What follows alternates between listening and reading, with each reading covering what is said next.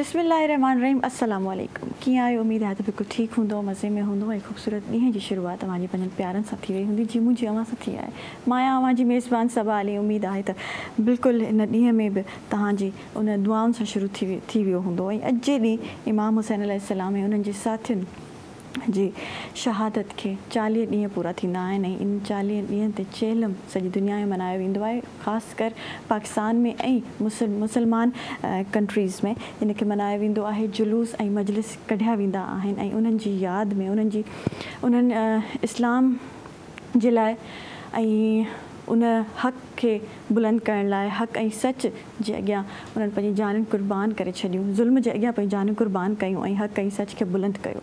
सो इन ॾींहं खे असां यादि कंदासीं। असां गेस्ट पैनल में ज़बरदस्त गेस्ट हूंदा, उन्हनि सां मज़ीद इन बारे में ॻाल्हाईंदासीं। पर फ़िलहालु मूंसां सबा शेफ़ आहे, मुंहिंजी हमनाम आहे, तो उन सां ॾाढी सुठी कचहरी थींदी। मां वेलकम चवां थी सबा शेफ़ के। अस्सलाम वालेकुम, कैसी हैं आप? ठीक है। सबसे पहले तो वेलकम टू द शो। और क्या करती हैं आप, ज़रा बताएं अपने बारे में। मैं एज ए शेफ़ हूँ, अभी मेरा डिप्लोमा चल रहा है। ठीक है। और मैं मास्टर क्लास पाकिस्तान से हूँ, वहाँ से मेरा डिप्लोमा कंटिन्यू है। और अभी हम मलेशिया गए थे एक कंपटीशन के लिए, वहाँ से मैंने अल्हम्दुलिल्लाह ब्रॉन्ज़ मेडल विन किया था। सही है। तो वहाँ से अब आए हैं, तो आगे के कंटिन्यू भी चल रहा है फ़िलहाल तो डिप्लोमा में। अच्छा, ये कुकिंग का सिलसिला कैसे शुरू हुआ और क्या शौक़ था बचपन में? ये कुछ ना कुछ पकाती थी, किचन में जाती थी? शौक तो ऑब्वियसली बचपन से ही था। तो उसके बाद फिर शादी हो गई। शादी के बाद इन-लॉज के लिए पकाना, हस्बैंड के लिए बनाना, और फिर प्रोफेशनली स्टार्ट किया। प्रोफेशनली इसको भी एक दो कहते हैं ना, थोड़ा सा धक्का देने में मेरे हस्बैंड का बहुत रोल था। तो उन्होंने मुझे मोटिवेट किया कि जब इतना अच्छा कर रही हो तो फिर उसको प्रोफेशनल उसमें लेकर आओ। तो उसको फिर मैंने प्रोफेशनल तरीके से सीखा। अल्हम्दुलिल्लाह बहुत अच्छा एक्सपीरियंस अभी तक जा रहा है। फिर ये कि मुझे एक चांस मिला कि मैं इंटरनेशनल जाके कम्पीट कर सकूँ। तो हम लोग इंटरनेशनल लेवल पे गए, वहाँ से अल्लाह ताला ने और मुझे इज़्ज़त दी कि मैंने वहाँ से मेडल विन किया, ब्रॉन्ज़, वो भी इंटरनेशनल लेवल पे जाके। सही है। कैसा एक्सपीरियंस था इंटरनेशनल लेवल पे जाके कंपटीशन पार्टिसिपेट करना, उसके बाद जीत के आना? एक्सपीरियंस तो ओवरऑल बहुत अच्छा था। आप एक इंटरनेशनल, आपकी 126 कंट्रीज़ होती हैं, आप जब वहाँ जाके कम्पीट कर रहे होते हो, डिफरेंट कुजीन्स आपको देखने को मिलते हैं और आपको अपने कंट्री का टेस्ट दूसरों को चखाने का मौका मिलता है, जो मेन आपके लिए होता है। और सबसे बड़ी प्राइड की बात ये होती है कि आप 126 कंट्रीज़ में जब आपके पाकिस्तान का एक फ्लैग आप रिफ्लेक्ट कर रहे होते हो, फिर उस पर अल्लाह ताला आपको इस तरीके से नवाजे कि आप वहाँ से विन करके भी आ जाओ, तो मेरे ख्याल में वो आपके लिए बहुत बड़ी अचीवमेंट होती है। ऐसे ही है। और पाकिस्तान का जब नाम रोशन होता है, वो किसी भी फील्ड के थ्रू, चाहे आप खाना बना रहे हैं, चाहे आप स्पोर्ट्स में हैं या आप कुछ भी कर रहे हैं, तो वो उसका एक अलग ही प्राउड फील होता है ना। जब आप छोटे लेवल पे कुछ कर रहे हैं स्कूल में, तो वो आप विन करते हैं और फिर उस तरीके से, लेकिन इंटरनेशनल उसका फिर अलग ही लेवल है, उसकी अलग फील है। क्या बनाया आज हमारे लिए?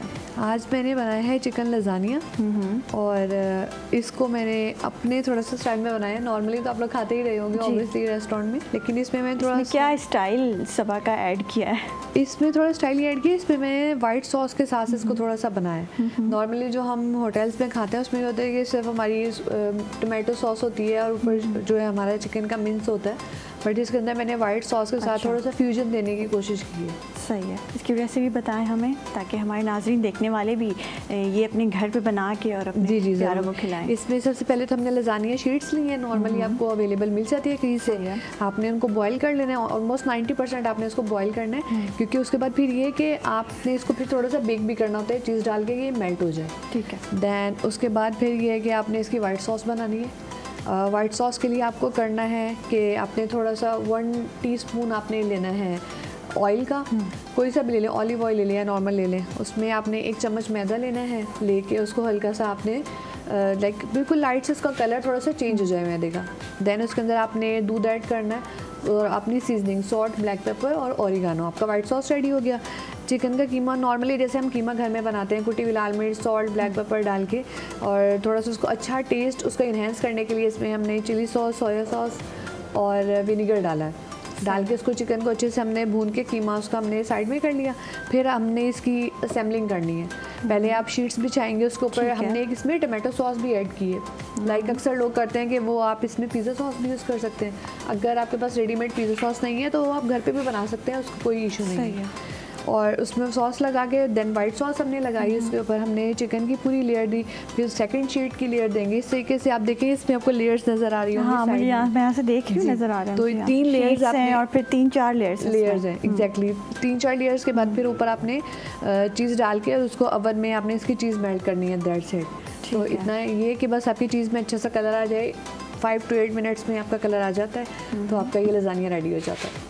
अच्छा, बड़ी ज़बरदस्त रेसिपी है। वैसे लजानिया होता है ज़रा डिफ़िकल्ट नए इंसान के लिए बनाना, लेकिन आपने जो आपने फ्यूजन किया है तो उसके हिसाब से ही बड़ा अच्छा और डिफरेंट लग रहा है। उसमें ये होता है कि जैसे बच्चे नॉर्मली वो थोड़ा सा बहुत स्पाइसीनेस में आ जाता है, अगर आप दूसरे वाला देखते हैं तो मैंने इसको थोड़ा सा बच्चों के हिसाब से भी देखा है कि अगर आप वाइट सॉस ऐड कर दें तो वो बच्चे इजीली शौक से खा लेते हैं।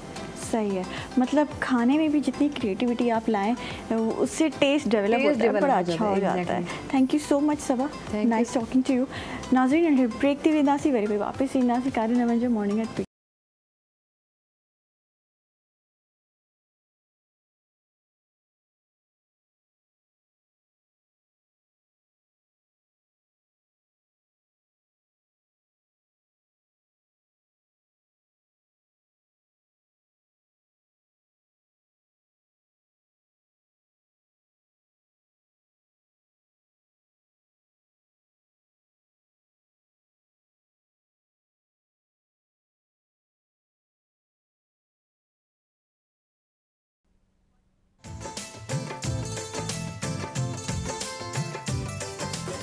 असां खणी पिया अचूं पंहिंजे इलाक़ाई ज़बाननि जे गुलनि सां सजियल ख़ूबसूरत गुलदस्तो, जंहिंमें कंदासीं मुख़्तलिफ़ महिमाननि सां दिलचस्प कचहरी। गॾोगॾु शामिल हूंदी रूह खे तस्कीन पहुचाईंदड़ ख़ूबसूरत इलाक़ाई मौसीक़ी।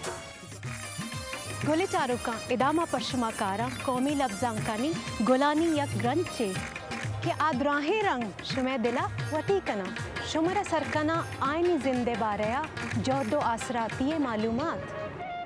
ਅਸੀਂ ਲੈ ਕੇ ਆਏ ਹਾਂ ਇਲਾਕਾਈ ਜ਼ੁਬਾਨਾਂ ਦੇ ਨਾਲ ਸਜਿਆ ਹੋਇਆ ਫੁੱਲਾਂ ਦਾ ਇੱਕ ਗੁਲਦਸਤਾ, ਜਿਹਦੇ ਵਿੱਚ ਸ਼ਾਮਿਲ ਹੋਣਗੇ ਉਹ तमाम ਰੰਗ ਜਿਹੜੇ ਤੁਹਾਡੇ ਦਿਲਾਂ ਨੂੰ ਭਾਣਗੇ, ਜਿੱਥੇ ਹੋਣਗੇ ਮਹਿਮਾਨ ਮੁxtਲਿਫ ਜ਼ਿੰਦਗੀ ਦੇ ਸ਼ੋਬਿਆਂ ਨਾਲ ਤਾਲੁਕ ਰੱਖਣ ਵਾਲੀਆਂ ਅਹਿਮ ਸ਼ਖਸੀਅਤ। ਇਹਦੇ ਨਾਲ ਹੀ ਸ਼ਾਮਿਲ ਹੋਏਗੀ ਇਲਾਕਾਈ ਮੌਸੀਕੀ।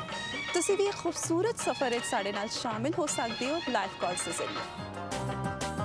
मुंग तासुल पार जरूर लगी आयु अखबार इलाकाई जबो गोलानो न सजिया यो गुलदस्ता कम के में शामिल हुई हगा टोला रंग कम जो तासुल बड़ा खुशवी कम के मुंग बकाऊ मुख्तलिफ मेलमनों सरा खबर है और तासु तो बदर का दी हवा जवन मालूमात। पाकिस्तान टाइम सिर्फ पीटीवी नेशनल पर।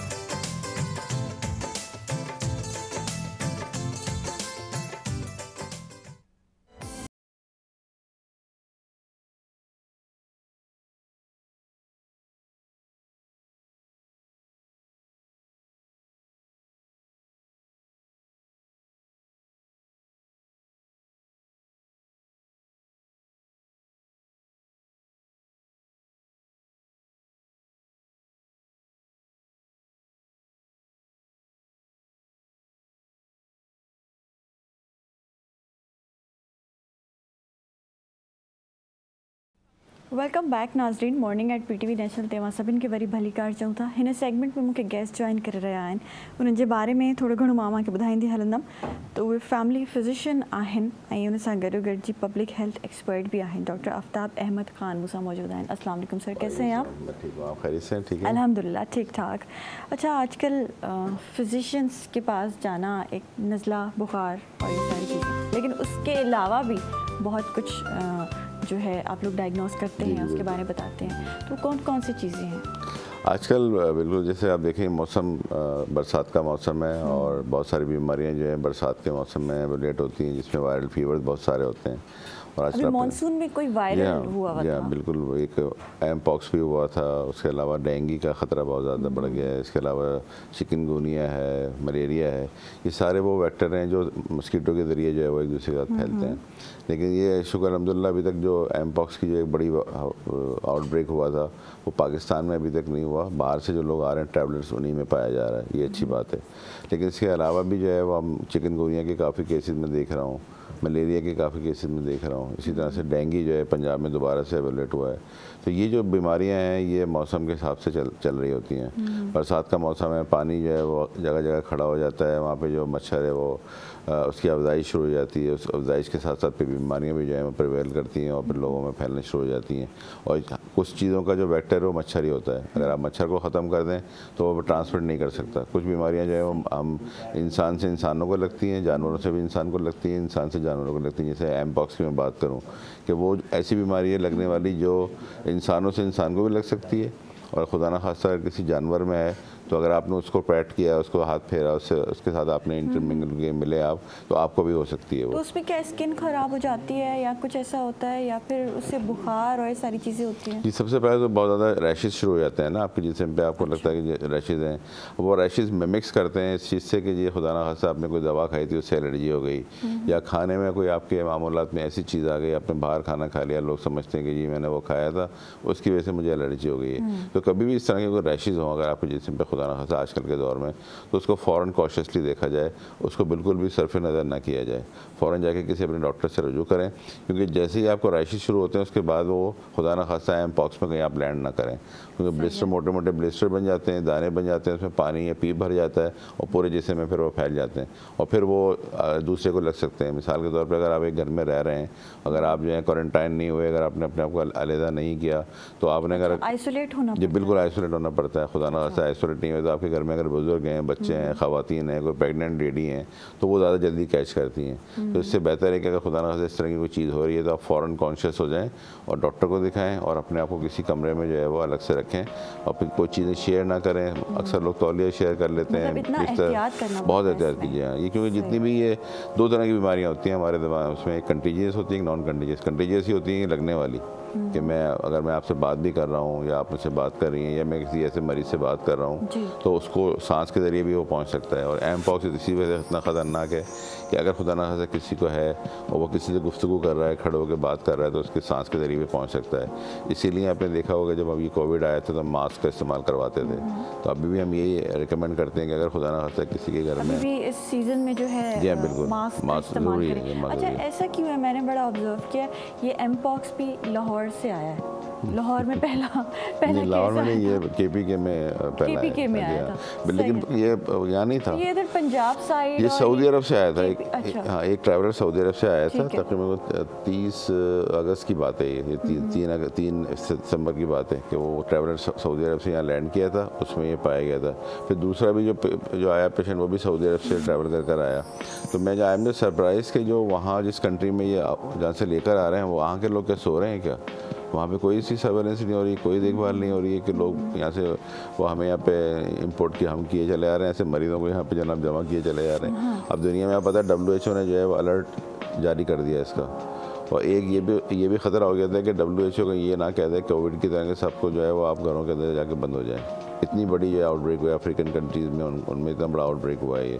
तो इस बड़ी डेंजरस बीमारी है, हम बड़ा इसको लाइटली लेते हैं कि जी ठीक है जो हो जाएगा, लेकिन ये एमपॉक्स बहुत ख़तरनाक बीमारी है। आपने सुना होगा जैसे पिछले ज़माने में हमारे की स्मॉल पॉक्स होता था, एक चिकन पॉक्स होता था, तो ये उसी की फैमिली की जो है ये बीमारी है, ये उसी की फैमिली की बीमारी है, ज़्यादा ख़तरनाक बीमारी है और लगने वाली है। क्या मौत वाक़ई हो जाती है, अल्लाह माफ़ करे, या फिर ये इसका एक कोई इलाज है और वो कुछ टाइम में ख़त्म हो जाता है? नहीं, बिल्कुल मौत वाक़ई हो जाती है अगर आपने इसको किया और ना किया हो। इसकी वैक्सीनेशन भी है, पाकिस्तान में जो है वैक्सीनेशन अवेलेबल नहीं है क्योंकि करोड़ों लोगों को वैक्सीन लगनी है और लाखों की तादाद में मौजूद है। तो WHO और बाकी जो इदारे इसको बनाते हैं वो कोशिश कर रहे हैं कि उसको एक मास लेवल पे बनाएं और फिर सर्कुलेट करें। अब जैसे हमारे EPI का प्रोग्राम होता है, उस EPI के प्रोग्राम में हम 5-7 वैक्सीन लगाते हैं गवर्नमेंट की तरफ से, उसमें ये शामिल नहीं है और ना ही ये जो है वो फ्रीली कहीं मिलती है पाकिस्तान में। अगर मिल जाए तो मैं और आप जाके लगवा लें, लेकिन क्योंकि WHO की तरफ से आती है और WHO भी उन्हीं कंट्रीज़ को सर्व कर रहा है जहाँ पे इसका आउटब्रेक हुआ है, हर कंट्री में नहीं दे रहा। तो वैक्सीनेशन भी है इसकी, एहतियात इसकी सिर्फ यही है कि अगर खुदा न खास्ता आपके जिस्म में रैशेज़ होते हैं, बुखार होता है और जिसम में दर्द है, आपको लिथार्जिक हैं, आप बहुत ज़्यादा सर में दर्द है, वॉमिट हो रहा है आपको, तो आप फ़ौरन अपने किसी करीबी डॉक्टर से रुजू करें। ऐसा ना करें कि जाके किसी मेडिकल स्टोर से दवा ले लें जो नॉन क्वालिफाइड वहाँ बंदा खड़ा हुआ है, आपने दवा खा ली और कहा जी मैं सही हो गया। ऐसा नहीं होता। सेल्फ मेडिकेशन को कितना सपोर्ट करते हैं और कितना उसके बारे में आप लोगों को मना करते हैं कि ऐसा ना करें? देखें, ये से टॉक ऑफ द डे है। मैं हर प्रोग्राम में जो भी मैं मीडिया पर बैठ के ये बात करता हूँ तो मेरी पहली बात यही होती है कि खुदा के वास्ते सेल्फ मेडिकेशन ना करें। Self medication is also killer. होता है क्या है कि मैडम जब आप सेल्फ मेडिकेशन करते हैं, चाहे वो एंटीबायोटिक की सूरत में हो या दूसरी जो भी आप दवाएं लेते हैं, आप हमारे यहाँ पे आपने देखा होगा फार्मेसीज़ में, अब तो खैर चलने कुछ अच्छी फार्मेसीज़ आ गई जहाँ पे फार्मासिस्ट खड़ा होता है। अक्सर फार्मेसीज़ में नॉन क्वालिफाइड बंदा खड़ा होता है, जो मैट्रिक भी जिसने नहीं किया हुआ था। आप जाते हैं, उसको प्रिस्क्रिप्शन भी देते हैं, बाद दफ़ा नहीं भी देते। अब आप जल्दी में गए, मुझे बुखार, खांसी, नज़ला, सर में दर्द हो रहा है, उसने एक पुड़िया बनाई आपको दे दी। अब आप ये देखेंगे जो पुड़िया वो दे रहा है उसको नहीं पता कि इसकी डोजेज क्या थी, इसके क्या नुकसानात हैं, इस मरीज़ को पहले से क्या बीमारी है, इसमें कहीं कंट्राइंडिकेटेड तो नहीं है, ऐसा तो नहीं कोई बीमारी में कुछ दवाएं आप नहीं देते। अब उसको क्या पता, वो तो आप गए, आपने अपने पैसे बचाने के चक्कर में उससे स्टोर पे गए, 1 दिन की दवा ले आए, 2 दिन की दवा ले आए, आपने वो खा ली। अब खुदा ना खास्ता जब आपको बीमारी हुई, जब आपको ज़रूरत पड़ी, तो उस वक्त तक तो आपने जो है उसको अपने जिस्म को इम्यून कर चुके थे आप उस बीमारी से, उस दवा से, तो उसने असर ही ना किया। अच्छा, मैंने तो ये भी देखा है कि एंटीबायोटिक्स वो एडल्ट भी, लेकिन वो बच्चों को भी दे रहे होते हैं। अगर खांसी, नज़ला, बुखार है तो जो डॉक्टर के पास क्यों जाए, पता है कि ये एंटीबायोटिक्स लेते हैं और पिछली दफ़ा डॉक्टर ने दी थी, ये यही पिला दो। हमारे यहाँ मसला ये है कि जो कुछ चीज़ें सीना बसीना चलती हैं, आपने देखा होगा जी। अब कुछ हमारे ना फैमिली में कुछ लेगेसी होती हैं कि वालिदैन ये कर रहे थे, दादा ये कर रहे थे, तो हमने भी फैमिली में शुरू कर दिया, दादी ये कर रही थी, आप भी ये कर लें। या दोस्तों में इस तरह से होता है, या पड़ोसियों में होता है, या ऑफिस में होता है। बच्चों को ये वाली दवा पिला दी थी इस बीमारी में, तो चलो मैं भी खाला आई, पप्पू आई, अरे ये बच्चे ये पी लें। अब आप अंदाज़ा करें कि देखें आप वो प्रैक्टिस इस तरह से इस्टेब्लिश कर लेते हैं कि अब ये कितना नुकसानदेह उस बच्चे के लिए भी, बच्चे का भी अभी चीज़ें डेवलप हो रही हैं, उसका किडनी, उसका लिवर, उसका ब्रेन, हर चीज़ डेवलप हो रही है। आपने वहीं जाके उसको हिट कर दिया। तो खुदा के वास्ते मेरी आपके चैनल के वजह से ये माशाल्लाह आपका चैनल पूरे नेशनल लेवल पे देखा जाता है, बाहर भी देखा जाता है। मैं ये अपील करूँगा आपके ऑडियंस से कि खुदा के वास्ते सेल्फ मेडिकेशन लें, डॉक्टर के पास जाएँ, प्रॉपर उसको इलाज कराएँ, प्रॉपर दिखाएँ। जब तक डॉक्टर असिस्ट ना कर ले, आप खुद से सेल्फ मेडिकेशन ना करें। और ये जो बात होती है ना सीना ब सीना, ये मैं ये खा रहा था, आप भी ये खा लें, ये खाला आए, पप्पू आए, मामू आए, चचा आए, बस ये दे दें, उससे कुछ हो जाएगा सही। वो सबसे खतरनाक होता है। और जो भी दवा पर्स में पड़ी है वो निकाल के दे देते हैं ये खा लें। उर्दू में हम कहते हैं ना, मिसाल देते हैं, बचपन में सुनते थे, मैं बुजुर्ग सुनाते थे कि एक गाँव था, उसमें जनाब वो शेर आता था और वो भेड़िया जो आते थे वो जानवर बकरियों का खा जाते थे। तो एक को उन्होंने जनाब वो चौकीदार रख दिया, और जब वो रात में शोर मचाता था, शेर आया, शेर आया, सब जाके भाग के आते थे, शेर नहीं आता था। तो उन्होंने कहा यार ये रोज़ाना शोर मचाता है, शेर आया, आता तो है नहीं। इत्तेफाक की बात है कि एक दिन शेर आ गया, वो सब सोते रह गए, तो शेर खा के चला गया। तो एग्जैक्टली इसी तरह से ये दवाओं का होता है कि आप बगैर जब किसी इर्रेशनल दवाएं आप देंगे, लॉजिकल कोई एविडेंस बेस ऑफ मेडिसिन किसी को देते नहीं है, चाहे वो डॉक्टर हजरात हैं, हमारे मेडिकल कम्युनिटी में बहुत सारे ऐसे लोग हैं।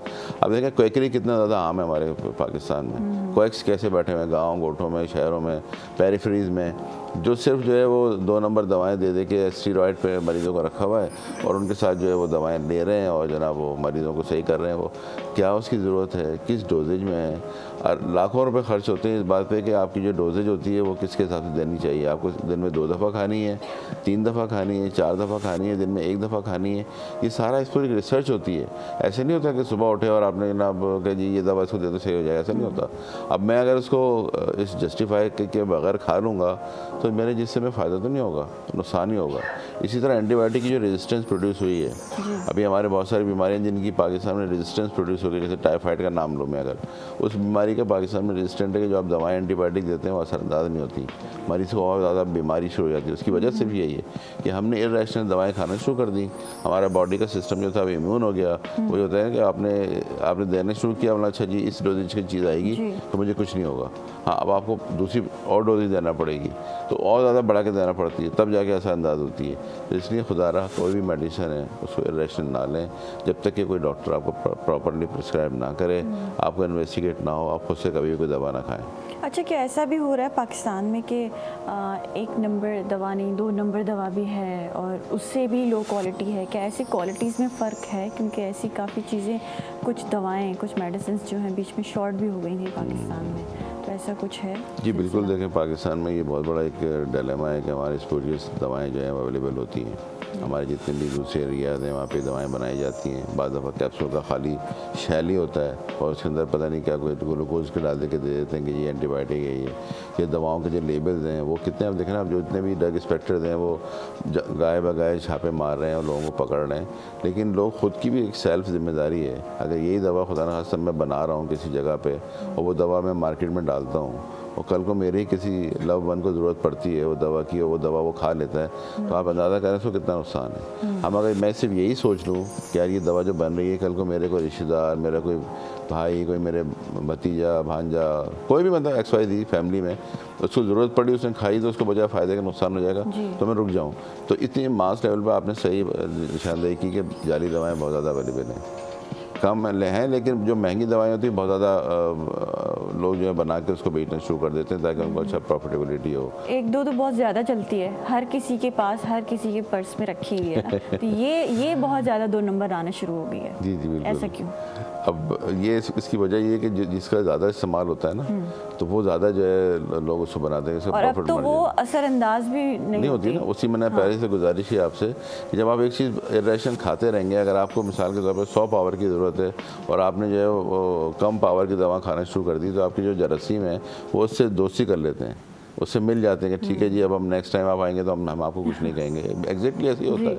और फिर उसकी वजह से जो रेजिस्टेंस प्रोड्यूस होती है, तो वो फिर आपको बहुत ज़्यादा नुकसानदेह साबित होती है आपके लिए, और फिर आप लैंड करते हैं किसी ICU में, किसी अस्पताल में, या खुदा न खासा बिस्तर पर चले जाते हैं, क्योंकि आपने जो दवाएँ ली थी वो जब जितनी ज़रूरत थी पावर की उस वक्त आपने ली नहीं, और आपने जो है वो। अच्छा, एक ये भी बड़ा सुना जाता है, हमारे यहाँ बड़े भी कहते हैं कि जब फ्लू हो, खांसी पे तो चले वो सिरप वीरप दे देते हैं, लेकिन फ्लू में कहते हैं नहीं, इसको ज़रा निकलने दें और दवा ना खाएं इतनी जल्दी। तो क्या ये सही बात है?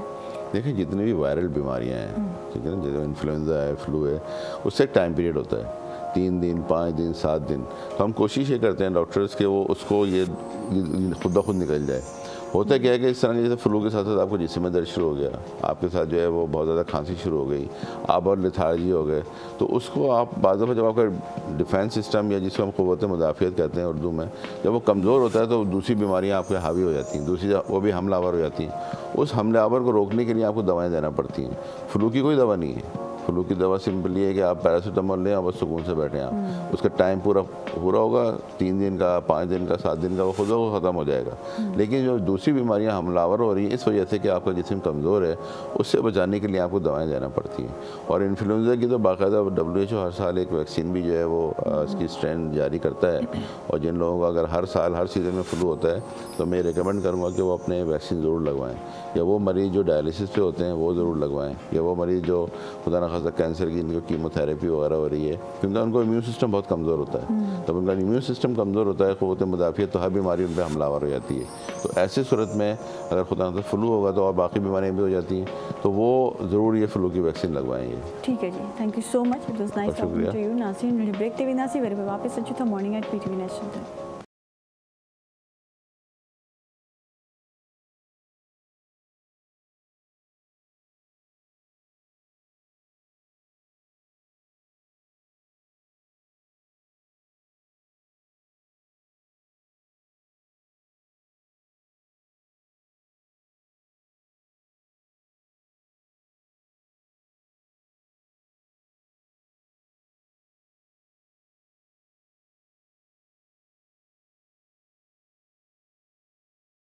वेलकम बैक नाज़रीन, मॉर्निंग एट PTV नेशनल ते सभिनि खे वरी भली कार चऊं था। ऐं हिन सेगमेंट में मूंखे हिकिड़ा डॉक्टर जॉइन करे रहिया आहिनि ऐं काफ़ी डिफरेंट क़िस्म जी उन्हनि जी प्रोफेशनलिज़म आहे। डॉक्टर फ़ारूक शाहिद मूंसां गॾु मौजूदु आहिनि, जेके PhD डॉक्टर आहिनि ऐं AI इंटेलिजेंस में आहिनि। अस्सलाम वालेकुम, कैसे हैं आप डॉक्टर साहब? अच्छा, सबसे पहले तो मुझे ये समझाएं कि PhD डॉक्टर AI इंटेलिजेंस, इसका मतलब समझाएं पहले। It is actually the specialization in artificial intelligence.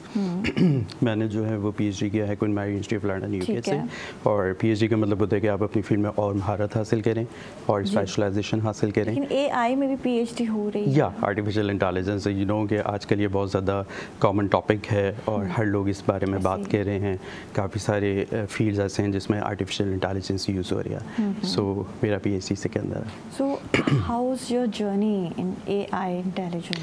Journey बहुत अच्छा रहा माशाल्लाह। और आर्टिफिशियल इंटेलिजेंस अगर आप देखें आज से 5 साल पहले 10 साल पहले स्टार्ट हो रहा था, काफ़ी सारी फील्ड में इम्प्लीमेंट होना, और अब तो काफ़ी सारी जगहों पे इम्प्लीमेंट भी हो चुका है। तो जब मैंने अपने PhD स्टार्ट किया तो I started working on this topic and अल्हम्दुलिल्लाह आई डिड इट। और अब उसी के हिसाब से हमारे जो प्रोजेक्ट्स हैं उसमें भी हम आर्टिफिशियल इंटेलिजेंस को एक्टिवली यूज़ कर रहे हैं, और हम उसके देख रहे हैं कि काफ़ी सारे अच्छे हमें पॉजिटिव रिजल्ट्स मिल रहे हैं क्योंकि हमारी डेली लाइफ में ऐसी सारी प्रॉब्लम्स हैं जिसको हम ईज़िली आर्टिफिशियल इंटेलिजेंस के थ्रू सॉल्व कर सकते हैं। अच्छा, पहले तो क्योंकि काफ़ी लोगों को नहीं पता, ये गांव देहात तक भी हमारा प्रोग्राम देखा जाता है, पूरे पाकिस्तान में, पाकिस्तान से बाहर भी देखा जाता है। सबसे पहले तो हमारे नाज़रीन को ये समझाएं AI है क्या, और फिर इसको मेडिकल से रिलेट करते हैं। मेडिकल से, ओके। AI सिंपली अगर आप देखें, हम लोग जिस तरह अल्लाह ताला ने हमें इंटेलिजेंस बनाया, राइट, हमारे अंदर इंटेलिजेंट है। आप देखते हैं कि एक बच्चा है, जब बच्चा थोड़ा सा ग्रोन अप होता है, फिर आगे फर्दर प्रोग्रेस करता है, तो उसके अंदर इंटेलिजेंस आती जाती है, वो लर्न करता है, राइट। इसी तरह आर्टिफिशियल इंटेलिजेंस सिस्टम हम उससे कहते हैं ऐसे एजेंट्स को, ऐसे मॉडल्स को, ऐसे ऑब्जेक्ट्स को जिसके अंदर वो इंटेलिजेंस इंट्रोड्यूस करते हैं और वो कुछ सर्टेन टास्क परफॉर्म करने के काबिल हो जाते हैं। बहुत सिंपल एग्जांपल है कि अगर मुझे एक सिंपल AI सिस्टम बनाना है जो कि सिंपली ये क्लासीफाई करे कि ये ऑरेंज है या ये एप्पल है, तो उसको मुझे पहले पूरा ट्रेन करना पड़ेगा, मतलब वो इन्फॉर्मेशन देनी पड़ेगी।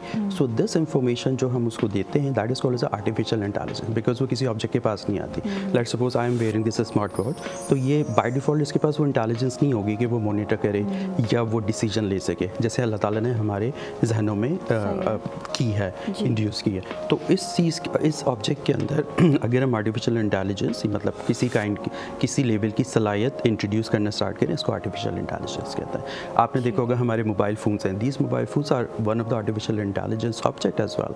आपने देखा होगा कि सम टाइम अगर हम ट्रैवल करते हैं तो सिग्नल ड्रॉप होना शुरू हो जाते हैं एंड ऑटोमेटिकली रिकनेक्ट हो जाते हैं। This is a one level of intelligence. इसके अलावा बहुत सारे हैं, रोबोटिक्स है, ऑटोनोमस कार्स हैं, so there the number of examples हमारे। अच्छा, AI को हम फिर मेडिकल से कैसे उसमें जिद्दत लाई है, मेडिकल में AI? बहुत लेवल्स पे जिद्दत आई है। कैंसर डिटेक्शन है, इसके अलावा जो मेडिसिन्स बन रही है उनकी जो स्टडी होती है उसमें आर्टिफिशियल इंटेलिजेंस उस पूरे प्रोसेस को एक्सपीडाइट कर देता है। जैसे प्रोडिक्ट करना है कि ये दवाई अगर मार्केट के अंदर आती है तो कस्टमर, ये यूज़र्स, ये पेशेंट उसको यूज़ करेंगे तो उसके ऊपर उनका क्या इफेक्ट आएगा। तो इसके अंदर आर्टिफिशियल इंटेलिजेंस पूरे प्रोसेस को एक्सपीडाइट करता है, ऑटोनोमस वे में हमें बहुत सारी चीज़ों को गाइड कर रहा होता है। तो मेडिकल फील्ड का मतलब I am just saying the 5% और 10%, but there are lot of things. अभी हमने एक सिस्टम, हमने अपना एक मॉडल डेवलप किया है, that is called as a self aware system.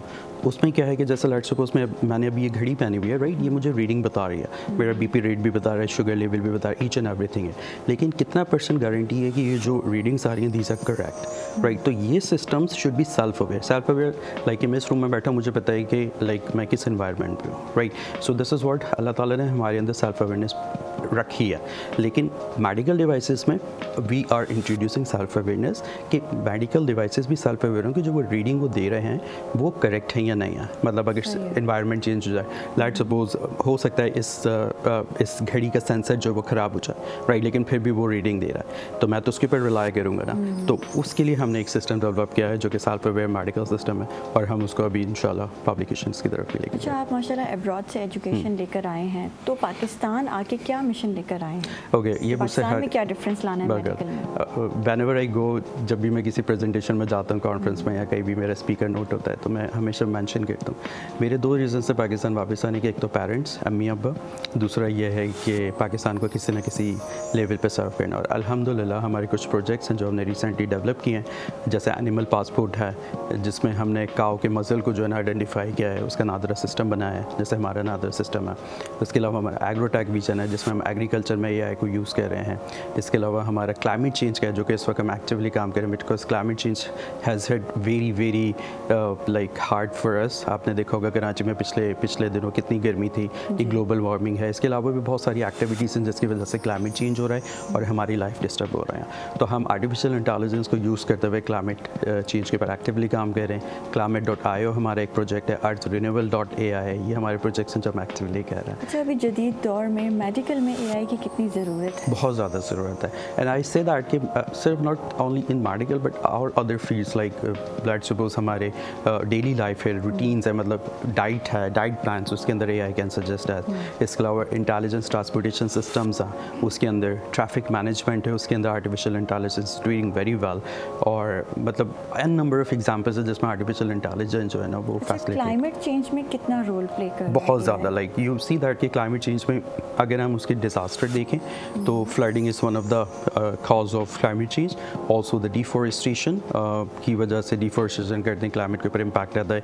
इसके अलावा अर्बनाइजेशन है, लाइक अनइवन सोसाइटीज़ हैं, उसकी वजह से भी। तो आर्टिफिशियल इंटेलिजेंस बहुत ज़्यादा हमें हेल्प आउट करता है इन ऑर्डर टू लर्न कि क्या क्या इफ़ेक्ट्स आ रहे हैं और उन इफ़ेक्ट्स को लर्न करने के बाद क्या हम मतलब क्या डिसीजन लेके उनसे अवॉइड कर सकते हैं। सही।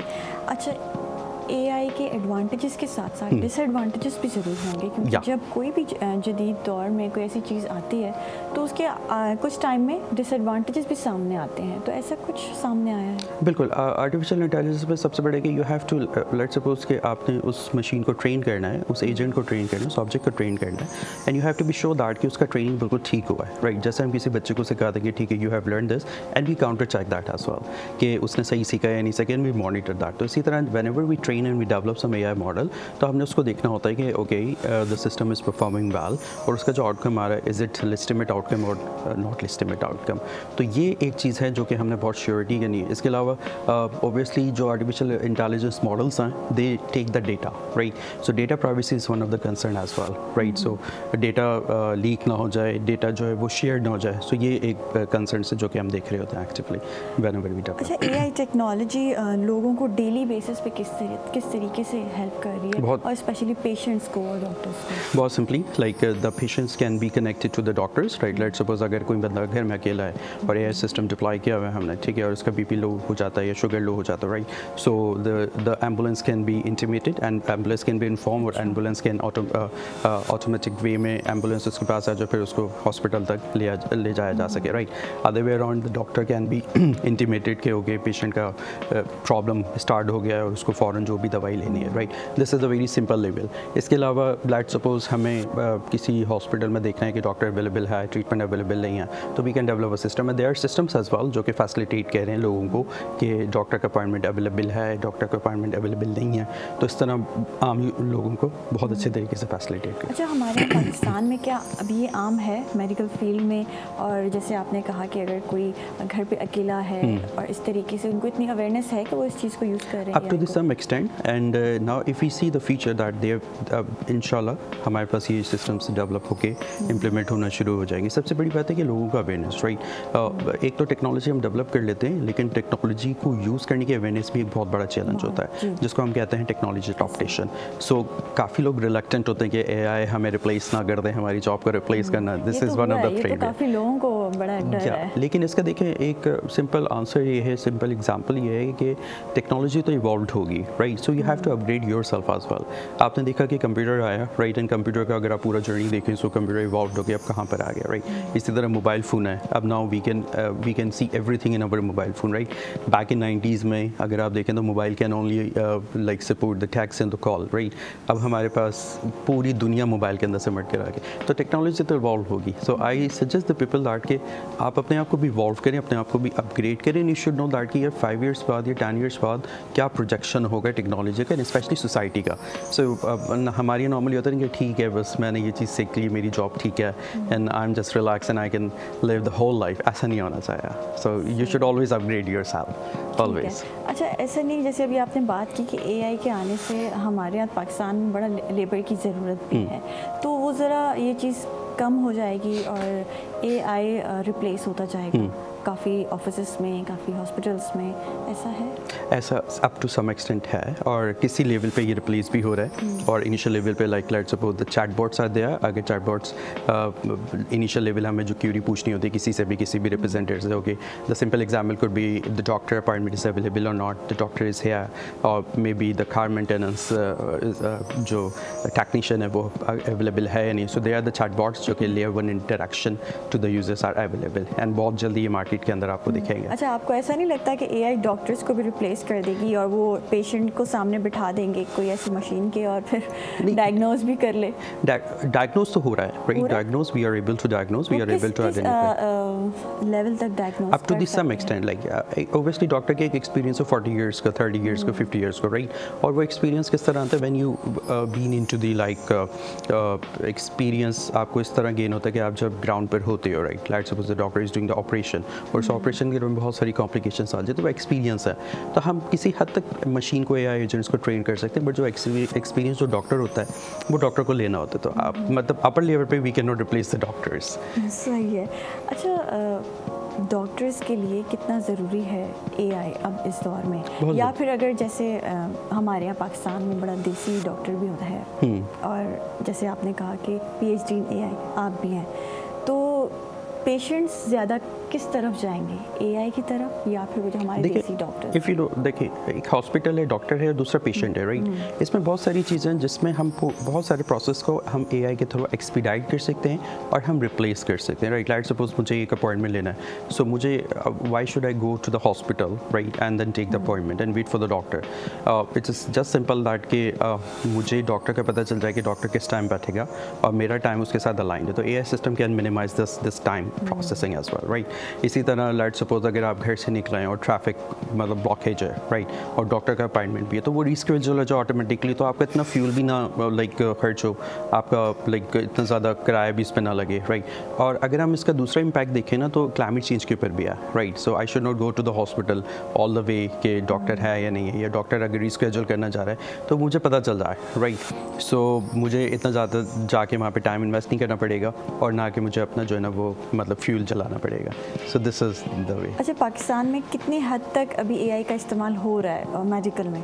काफ़ी हद तक हो रहा है। अगर आप बाहर कंट्रीज से, फॉरेन कंट्रीज से उसको कंपेयर करें? फॉरेन में तो काफ़ी रिसर्च भी और डेवलपमेंट भी आपको नज़र आएगी और लोग यूज़ भी कर रहे हैं, लेकिन पाकिस्तान में एक्टिवली रिसर्च के हवाले से हम लोग कह रहे हैं, काफ़ी लोग कह रहे हैं माशाल्लाह, और इम्प्लीमेंट होता हुआ आपको इंशाल्लाह नज़र आएगा वेरी सून। अच्छा, स्टूडेंट्स और यूथ के लिए, स्टूडेंट जैसे भी मेडिकल स्टूडेंट हैं कोई, और अगर वो इस फील्ड में आना चाहें तो आप क्या एडवाइस करेंगे, क्योंकि ये बड़ी डिफरेंट एक चीज़ है, बड़ी डिफरेंट फील्ड है? आई वुड से दैट कि फर्स्ट ऑफ ऑल ना आपका ऑब्जेक्टिव क्लियर होना चाहिए, मोटिवेशन क्लियर होना चाहिए कि आपने कौन सी फील्ड चूज़ करनी है। और AI कैसा है कि like everybody needs it's right, need to understand the system किस तरह इवॉल्व कर रहा है और किस तरह इंप्लीमेंट हो रहा है, और आपके अपने लाइक सिस्टम के अंदर आपके अपने जॉब या अपने स्टूडेंट लाइफ में, स्टडी लाइफ में किस तरह वो आपको फैसिलिटेट कर सकता है। तो लाइक यूथ के लिए यही मैसेज है कि you should know that what to do, objective should be clear and keep motivated all the times. अच्छा, क्या AI अर्ली जो डायग्नोस होता है, अर्ली कोई ऐसी बीमारी होती है जैसे भी कैंसर, बिल्कुल स्टार्टिंग पे, बिगनिंग पे, तो वो बता सकता है, ऐसा कुछ है? या AI systems can tell that कि वो okay, the cancer has been identified and detected by the system, and can also tell that कि what should be the probability कि उसके क्या treatments हैं जो कि वो ले सकते हैं, और क्या आपने preventions लेने, precautions लेने, तो वो भी आराम से बता सकते हैं, right? एक simple example है, हम एक system भी develop करें like in which the skin, like if you have any skin problems, so the AI system can tell that what skin problem, उसका अगर skin का texture color change होना शुरू हो गया तो उसका क्या problem है, so this systems we also have been developing that. अच्छा, मेंटल हेल्थ ट्रीटमेंट्स में इसकी कोई हेल्प है AI की, या फिर वो डॉक्टर्स पे ही पूरा डिपेंड होता है? अब मेंटल हेल्थ पे भी हम लोग इस वक्त स्टार्ट कोई डायग्नोसिस है AI की? बिल्कुल, कुछ सिम्टम्स होते हैं जो कि डॉक्टर बताते हैं कि ठीक है this is a system symptoms जो कि पेशेंट के अंदर लाइक नुमाया होना शुरू हो गए, और फिर डॉक्टर उसके हिसाब से एडवाइस करते हैं। तो we can develop a chatbots AI systems जिसमें वो सिम्टम्स को हम अगर पुट करें, like suppose I feel anxiety, I feel depression, या मुझे रात को नींद नहीं आती, या मेरा खाने पीने का स्केड्यूल दिस टाइप है, तो AI सिस्टम सिंपल चैटबॉट जो हम डेवलप करते हैं, तो it can tell that okay you have likely this kind of the problem, you should see the doctor. तो इस लेवल पे वी कैन इंटीग्रेट सेफली। सही है। क्या मैसेज देना चाहेंगे जो इस फील्ड में आना चाह रहे हैं और आपसे इंस्पायर होके, और क्योंकि ये मेडिकल भी है और फिर इसमें टेक्नोलॉजी भी है। बिल्कुल AI like can change every field of life, just like medical है, agriculture है, इसके अलावा transportation है, smart cities है जिसका एक concept है। तो मेरा message यही है कि like youth को especially that keep motivated, you should know that कि what to achieve in your life, right? Short term goals नहीं, long term goals और उसका impact especially, and whatever you plan you should give back to the Pakistan as well and to your community as well, and especially take care of your parents, अम्मी अब्बा का ज़रूर ख्याल रखें, उनके objectives को भी सामने रखें अपने objective में। That should be the first objective that should be. अच्छा, इस फील्ड में आप खुद को 10 साल बाद कहाँ देख रहे हैं और आपके क्या फ्यूचर गोल्स हैं? With more advanced projects, international level पे भी implementation इंशाल्लाह ताला, especially पाकिस्तान के जो सिंपल मसाइल हैं, especially कराची के भी, वो भी हम अपने systems जो हम डेवलप कर रहे हैं उसके हम ज़रिए सॉल्व करना चाह रहे हैं। 10 years में हम अपने आप को इस तरफ देखना चाह रहे हैं। इंशाल्लाह। Thank you so much, it was nice talking to you. नाज़रीन, ब्रेक जो टाइम थी हुआ है वरी पे वापस समझो था morning at PTV national.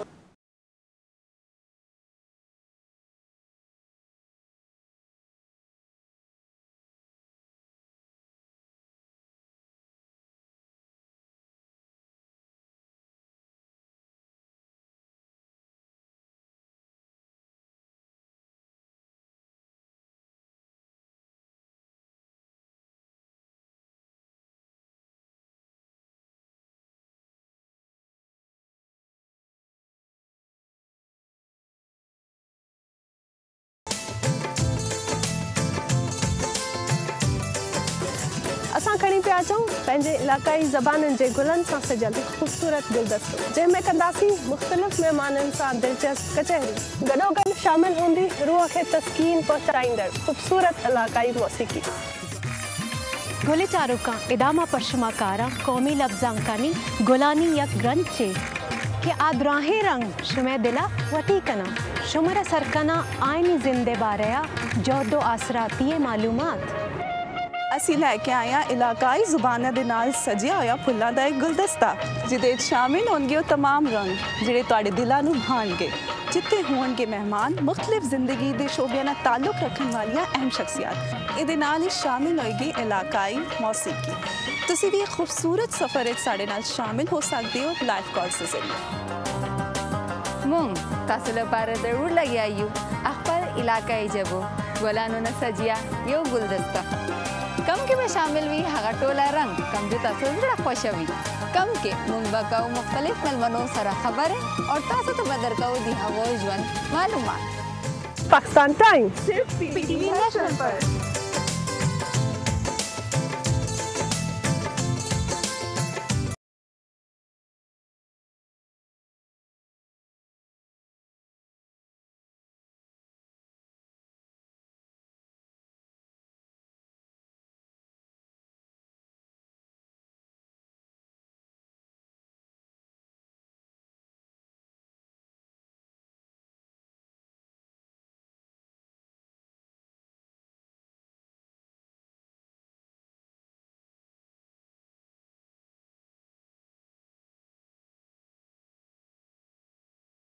Morning at PTV national ते सभिनि खे वरी भली कार्ड चऊं था। हिन सेगमेंट में मूंखे गेस्ट जॉइन करे रहिया आहिनि। सभिनि खां पहिरियों त मूंसां गॾु एक्टर आहे, ॾाढी ज़बरदस्त एक्टर आहे। तव्हां उन्हनि खे TV ते ड्रामनि में ॾिसंदा रहिया आहियो। पिंकी सहर मूंसां मौजूद आहे। अस्सलाम वालेकुम पिंकी, कैसी हैं आप? ठीक है जी बिल्कुल, मैं पिंकी बोलूँ या सहर बोलूँ?